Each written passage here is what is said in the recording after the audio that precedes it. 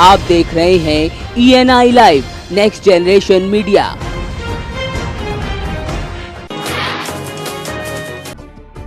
मिर्जापुर के गणेशगंज के नंदगोपाल बेसिक प्राथमिक पाठशाला के जर्जर भवन की खबर को ENI लाइव द्वारा प्रमुखता से दिखाया गया था, जिसमें विद्यालय भवन में बारिश के दिनों में हालात काफी खराब हो जाते हैं। तो अब प्रशासन ने इस खबर पर संज्ञान लेते हुए सभी छात्रों को रानी कर्णवती कन्या जूनियर हाई स्कूल में स्थानांतरित कर दिया गया, जिसमें दूसरे स्कूल में जाकर बच्चे काफी खुश नजर आए।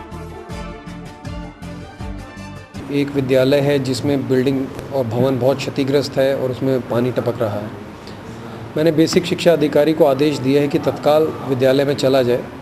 उन्होंने मुझे ये अवगत कराया कि उस विद्यालय से बच्चों को स्थानांतरित कराने के संबंध में पहले से ही कार्रवाई चल रही है, किंतु अभी तात्कालिक रूप से क्योंकि ज़िले में बहुत अधिक बारिश हो रही है और हम किसी भी कीमत पर बच्चों की जान से और उनके स्वास्थ्य से खिलवाड़ नहीं कर सकते, मैंने उन्हें आदेश दिया कि तत्काल प्रभाव से उन बच्चों को किसी अन्यत्र निकटस्थ स्कूल में स्थानांतरित कर दें और भवन के संबंध में जो भी कार्रवाई उनके द्वारा की जानी है उसको तत्काल संपादित करें।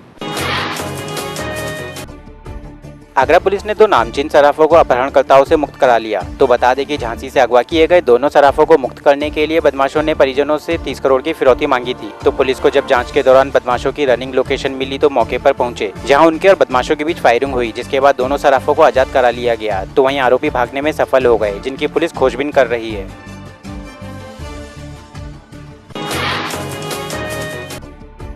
आगरा के हरि पर्वत में छात्रा से अश्लील हरकतें करने वाले रिक्शा चालक को लोगों ने रंगे हाथ पकड़कर पीटते हुए पुलिस के हवाले कर दिया। तो बताते हैं कि कक्षा 3 में पढ़ने वाली 7 वर्षीय छात्रा को रिक्शा चालक स्कूल से घर छोड़ने का काम करता था, जिसमें आरोपी ने बच्ची के साथ अश्लील हरकत करना शुरू कर दिया। तो लोगों ने देखा और रिक्शा चालक को जमकर पीटा और पुलिस के हवाले कर दिया। अब मामला दर्ज कर पड़ताल जारी है।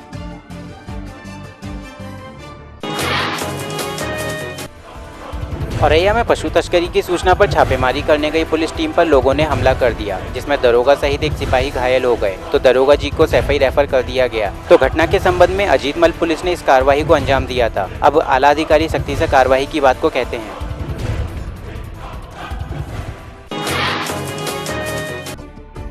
बदायूं के थाने में एक मुंशी और सिपाही आपस में भिड़ गए। तो बता दें कि सूचना पर सिपाही एक व्यक्ति को पकड़कर थाने में लाया और मुंशी से कार्रवाई करने को कहा, तो मुंशी ने मना कर दिया। तो इस बात पर दोनों में मारपीट हो गई। वहीं मौके पर पहुंचे थाना अध्यक्ष ने भी बचाव करने की जगह खुद मारपीट में शामिल हो गए। अब इस संबंध में पीड़ित सिपाही अपने परिवार के साथ SSP से मिला और इस प्रकरण में एक शिकायती प्रार्थना पत्र भी दिया।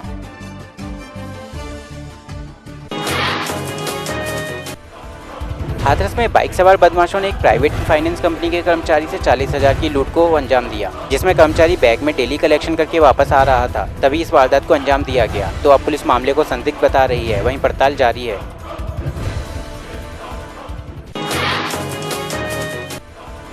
हरदोई में अवैध असले के खेल में जानलेवा लापरवाही सामने आई, जिसमें एक दोस्त ने दूसरे दोस्त की अनजाने में जान ले ली। तो मृतक के परिजनों में कोहराम है। बताते हैं कि आरोपी दिव्यांश असले से खेल रहा था, जिसमें अचानक गोली दिव्यांश के हाथ से लगती हुई मृत आकाश की कमर में जा लगी। तो घटना में घायल दिव्यांश का उपचार चल रहा है। ये थाना कोतवाली शहर क्षेत्र अंतर्गत मोहल्ला ऊंचा थोक है, जिसकी निवासिनी सावित्री शुक्ला द्वारा थाना कोतवाली पर ये तहरीर दी गई है कि उनके पुत्र आकाश और साथ में दिव्यांशु थे, जिनको आकाश को जो है किसी अज्ञात व्यक्ति के द्वारा गोली मारकर उनकी हत्या कर दी गई है। इस संबंध में उनकी तहरीर के आधार पर कोतवाली में अभियोग पंजीकृत किया गया है। दिव्यांशु के हाथ में चोट लगी है तथा कुछ चोट उनके आईब्रो के आसपास है, उसकी भी जांच की जा रही है और विवेचना में जो भी तथ्य आएंगे उस तदनुसार कार्रवाई की जाएगी। बलिया में वैश्य कल्याण समिति ने आर्थिक रूप से कमजोर बच्चों के सर्वांगीण विकास के लिए देश स्तर के प्रतियोगी परीक्षाओं में उनको सम्मिलित कर उनका जीवन सफल बनाने के उद्देश्य से बच्चों को निःशुल्क शिक्षा देने का बीड़ा उठाया है, जिसके चलते सुपर 10 नाम से चयनित ये 10 बच्चे अच्छे स्कूल में निःशुल्क शिक्षा ग्रहण कर अपने जीवन को संवारेंगे। वे बच्चे जो स्कूलों में शिक्षा तो ग्रहण कर रहे हैं, लेकिन उन्हें घर से आर्थिक स्थिति खराब होने के चलते घर से कोई मदद नहीं मिल पा रही है, वे बच्चे पढ़ नहीं पा रहे हैं।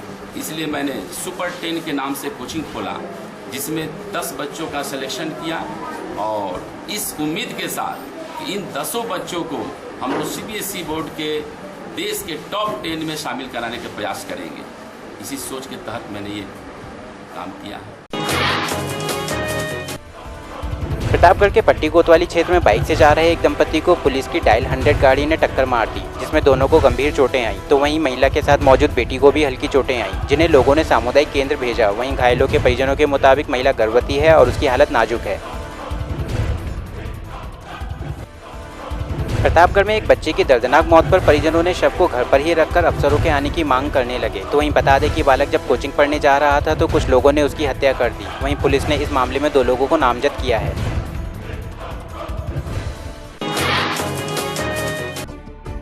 चंदौली में बिजली विभाग की लापरवाही के चलते बिजली का खंभा लटक गया है, जिसके चलते हाई टेंशन लाइन से बड़ा हादसा कभी भी हो सकता है, जिसमें लोगों ने विभाग से ठीक करने की मांग की है।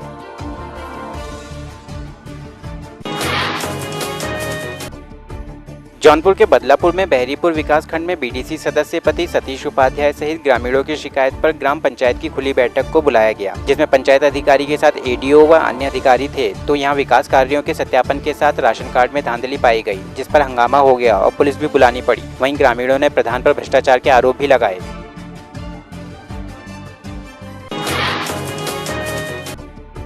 जल संसाधन विभाग द्वारा ग्राम दबक में सिंचाई की योजना हेतु 2 करोड़ 35 लाख रुपए की लागत से बनकर तैयार हुआ जलाशय की रिटर्निंग बॉल घपलों के कारण ढह गई और 4 साल में यह जलाशय फूटने की कगार पर पहुंच गया। वहीं ग्रामीणों एवं जल समिति के सदस्यों ने इसकी शिकायत भी की, लेकिन ठेकेदार और अधिकारियों की मिलीभगत के कारण निर्माण से लेकर आज तक शिकायत पर कोई कार्रवाई नहीं की गई, जिसके कारण आज करोड़ों की योजना में हुए भ्रष्टाचार की पोल खुल गई। दबक जलाशय आज से 4 या 5 साल पहले का क्लोज़र हुआ है और उसकी विंग वॉल जो है वो गिरी है। उसको बोरियों से बना दिया गया है फिलहाल तुरंत के लिए, और उसमें काम जो हुआ है वो 2011-12 में हुआ है। उस पीरियड में जो भी दोषी होगा उसके प्रति कार्रवाई की जाएगी। दमोह में माध्यमिक शिक्षा मंडल की 12वीं की परीक्षा में फेल हो जाने के डर से छात्रा ने स्वयं को मिट्टी का तिल डालकर आग के हवाले कर दिया। वहीं छात्रा को जली हालत में गांव के बाहर जिला अस्पताल में भर्ती कराया गया। बताते हैं कि फेल होने के बाद छात्रा लोगों के तानों से परेशान हो गई थी, जिसके चलते उसने यह कदम उठाया। दमोह के हाटा में अज्ञात बीमारी की वजह से एक ही परिवार के 3 बच्चे प्रभावित हैं, जिनमें रीढ़ की हड्डी व पैर कमजोर होने की वजह से विकलांगता आ रही है। इस बीमारी में 17 साल की बच्ची से लेकर 11 साल का पूरन और 10 साल की खीमा परेशान है। तो मेडिकल टीम ने भी गांव का निरीक्षण किया तो इसकी पुष्टि नहीं हो पाई। अब न्यूरो फिजिशियन ही जांच कर इस बीमारी का हल बता सकते हैं।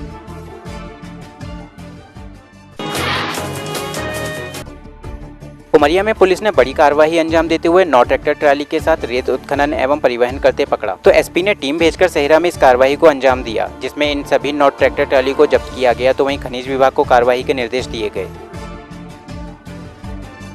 देखिए, अभी हमको पिछले 2-3 दिन से सूचना मिल रही थी कि कोतवाली थाने के अंतर्गत जो जगह आती है वहाँ पे कुछ लोग हैं संगठित तरीके से रेत का उत्खनन करते हैं अवैध रूप से।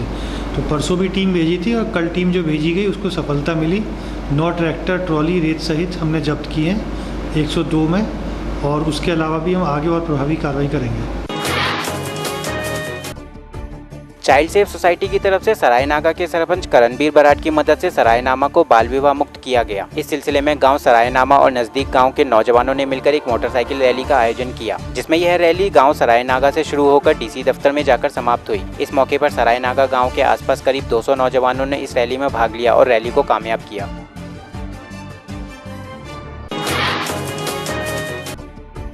जोधपुर के मसूरिया के रामदेव मंदिर परिसर में महापौर निगम आयुक्त के साथ आश्रम स्थल का लोकार्पण करने पहुंचे तो वहां विवाद हो गया। उनके यहां पहुंचते ही भाजपा पार्षद ने महापौर पर एक के बाद एक आरोप लगाते हुए घेरना शुरू कर दिया। तो महापौर ने लोकार्पण कार्यक्रम को ही स्थगित करने की घोषणा कर दी, लेकिन मंदिर के पदाधिकारियों के समझाइश के बाद लोकार्पण समारोह संपन्न हो गया।